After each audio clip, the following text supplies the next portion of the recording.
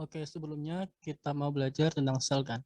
Nah, sebelum kita mulai belajar, ini penting banget belajar apapun itu, kita harus tahu apa sih yang mau kita pelajarin. Karena kita mau belajar sel, jadi kita bakal cari tahu dulu apa sih definisi dari pengertian sel itu. Nah, kalau dari aku sendiri, mendefinisikan, bukan dari aku sih, tapi dari bacaan yang aku simpulkan, sel ini sebenarnya dia adalah satuan unit terkecil yang ada di dalam makhluk hidup. Selain satuan unit yang paling kecil di makhluk hidup, sel ini adalah satuan unit terkecil yang sudah berfungsi.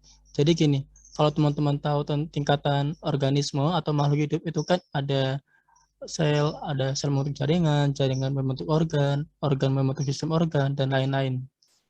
Nah, sebenarnya di bawah sel itu kan masih ada atom, molekul, dan sampai ke sel. Nah, atom doang sendiri, atom ini ada di tubuh kita, ada di makhluk hidup.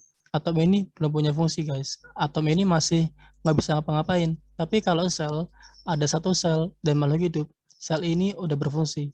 Sel ini udah hidup, bahkan makhluk hidup bisa hidup dengan hanya ada satu sel. Tapi nggak mungkin ada makhluk hidup yang bisa hidup cuman ada atom. Pasti ada sel. Nah, itu kenapa sel itu disebut dengan satuan unit terkecil yang sudah fungsional dan sudah struktural. Karena dia udah berfungsi dan dia udah punya struktur yang lumayan kompleks untuk unit sekecil itu. Oh iya, sebelumnya di sini aku bakal fokusnya ke bahas yang organel dan fungsinya ya. Nah, lanjut ya. Jadi, penggolongan makhluk hidup berdasarkan sel, itu salah satunya ada organisme prokaryotik dan organisme eukaryotik. Nah, kayak yang digambar ini, yang di sebelah kiri ini yang prokaryot, dan di sebelah kanan ini yang eukaryot. Perbedaannya di sini. Kalau eukaryotik, kalian bisa lihat ada kayak bulut-bulutan besar di sini, yang namanya nukleus. Nanti aku bakal jelasin fungsinya, tapi sekarang teman-teman mungkin harus paham dulu perbedaan mendasarnya apa di sini. Jadi kalau eukaryotik, dia ada nukleusnya. Di nukleus ini isinya ada materi-materi genetik atau sering disebut dengan DNA yang disimpannya rapi banget gitu. Sedangkan kalau lihat yang prokaryotik, ini ada kayak yang di tengah panjang ini ada kromosom, bentuknya teratur gitu.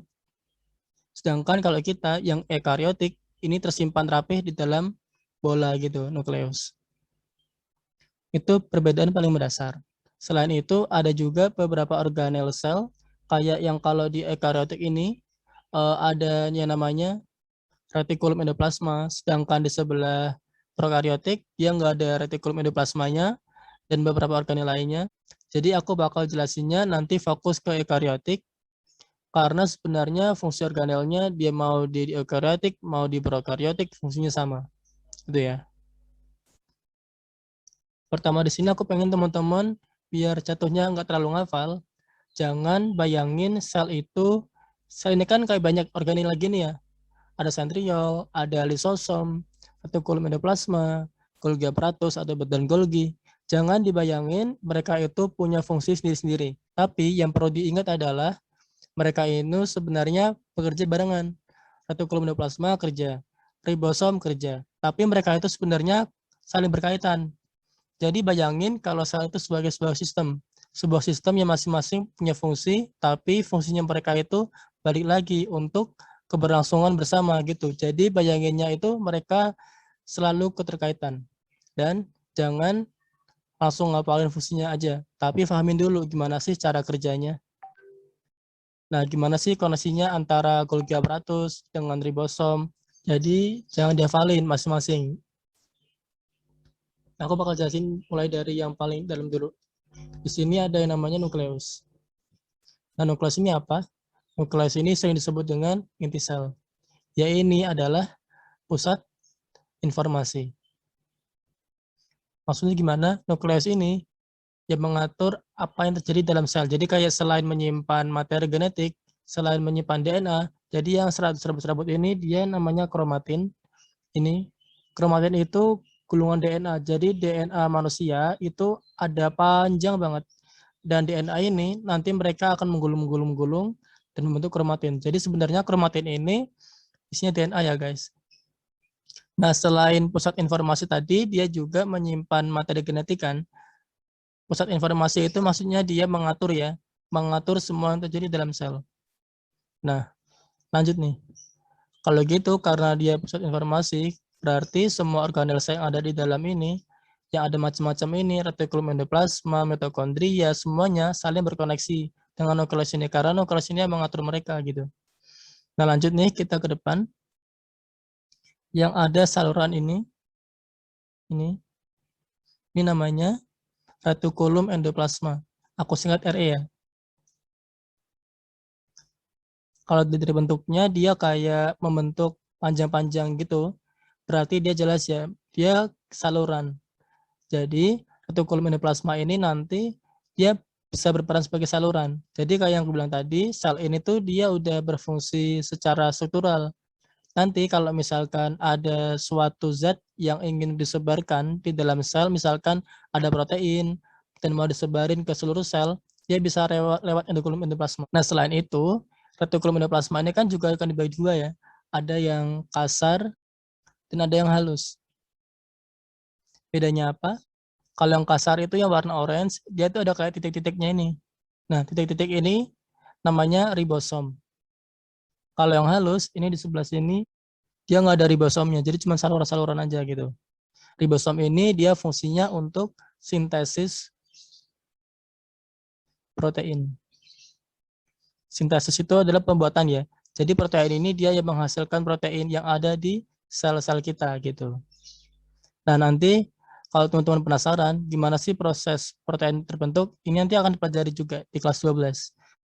Kalau gitu, karena di RE ini ada ribosomnya, jadi jelas kalau RE ini kasar, dia fungsinya untuk sintesis protein juga, selain sebagai saluran tadi yang aku bilang tadi.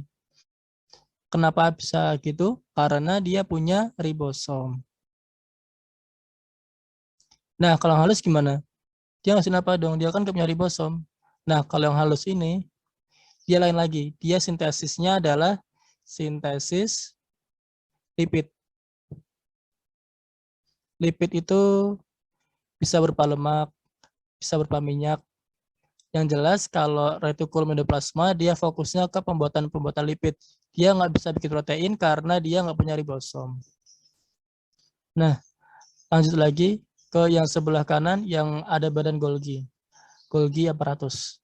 Nah, badan Golgi ini kalau dibayangin itu kayak pabrik. Karena misalkan retikulum endoplasma menghasilkan protein. Udah jadi kan? Let's say aku gambar protein. Misalkan ada protein, nah nanti akan disalurkan lewat retikulum endoplasma. Karena dia saluran, dia akan jalan lewat retikulum endoplasma sampai masuk ke badan Golgi. Nah, di badan Golgi ini proteinnya nanti akan bekerja dikemas ulang, disesuaikan lagi. Maka aku bilang kayak pabrik. Dia akan mengolah lagi proteinnya, dikemas-kemas lagi. Kalau mungkin proteinnya rusak, ini akan dibenerin lagi. Baru nanti setelah protein ini sudah siap, badan Golgi ini akan mengeluarkan kembali protein itu sebagai bentuk yang namanya vesicle. Jadi, dalam kata lain, Golgi apparatus ini fungsinya adalah menghasilkan vesicle. Jadi nggak cuma protein ya, badan Golgi ini bisa juga menghasilkan benda-benda lain yang nanti kalau keluar itu pasti dalam bentuk vesicle. Nah, contoh vesicle yang dikeluarkan badan Golgi apa? Contohnya ini nih, lisosom. Nih. Jadi badan Golgi ini bisa menghasilkan organel yang nantinya juga berfungsi bersama-sama di dalam sel. Lisosom ini dia sebenarnya adalah vesicle. Vesicle yang dihasilkan oleh badan Golgi yang fungsinya untuk pencernaan. Pencernaan bukan sistem pencernaan makanan gitu ya, tapi pencernaan intraseluler. Jadi pencernaan yang ada di dalam sel. Kayak misalnya di dalam sel kita ada organel yang udah rusak. Misalkan ada mitokondria udah rusak. Nah, lisosom ini yang nantinya akan mengambil peran. Dia akan kayak makan mitokondria itu karena udah rusak kan, udah nggak berfungsi. Dia akan makan dan nggak mengganggu proses yang terjadi di dalam sel itu. Nah, udah lisosom, kita lanjut ke mitokondria. Nah, mitokondria ini adalah organel spesial ya menurut aku. Karena di bagian mitokondria ini dia ada kayak pembungkus gitu ya. Yang pembungkus ini namanya membran. Dan kalau yang bagian lipatan-lipatan ini namanya kista. Fungsi mitokondria apa? Untuk respirasi sel. Jadi misalkan manusia itu kita dapat energi untuk sehari-hari dari makanan. Nah, makanan yang kita makan itu masuk lalu dicerna oleh sistem pencernaan. Nah, setelah sistem pencernaan ini udah mencerna makanan sampai selesai, terus sari-sari makanan ini kan akan diedarkan oleh sistem peredaran darah ya, sistem sirkulasi. Nah, nanti dari peredaran darah ini akan sampai ujung-ujungnya dia nyampein makanan ini masuk ke sel-sel kita.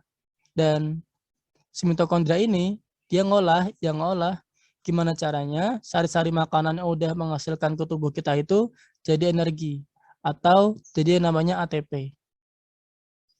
ATP ini bahasa gampangnya itu dia kayak mata uang energi. Jadi dalam kita beraktivitas, kita kan yang kita pakai ATP, energinya dalam bentuk ATP. Nah, gimana caranya ngubah makanan dalam jadi ATP? Itu selain lewat sistem pencernaan, nanti dia akan lewat juga mitokondria. Jadi dia penting banget, super penting banget di mitokondria ini. Karena kalau nggak ada mitokondria ini, kita nggak bisa melakukan apa-apa. Kita butuh ATP untuk gerak, sedangkan yang menghasilkan ATP itu mitokondria. Kalau teman-teman tahu penasaran gimana prosesnya makanan sampai jadi ATP, teman-teman bisa pelajari lagi di bagian metabolisme. Itu kalau nggak salah bab 1 di kelas 12. Kita lanjut ke kromatin udah ya. Kromatin ini adalah DNA yang digulung-gulung. Jadi untuk nyimpan DNA di tubuh kita itu kayak dilipat-lipat namanya kromatin. Kromatin ini disimpan dalam nukleus. Oke, lanjut lagi. Ini sekarang sentriol. Sentriol ini adalah organel sel yang berfungsi untuk pembelahan. Oke, lanjut lagi nih ke bagian namanya sitoskeleton. Apa sih skeleton ini? CIT, set artinya sel. Skeleton artinya rangka. Jadi kalau diterjemahin berkata, sel skeleton ini artinya sitoskeleton, artinya rangka sel yang menjaga bentuk sel kayak rangka tubuh kita. Rangka kan yang menjaga bentuk tubuh kita untuk tetap sesuai dalam bentuknya ya. Nah, sama kayak sitoskeleton tapi dia di lingkupnya sel. Jadi dia menjaga sel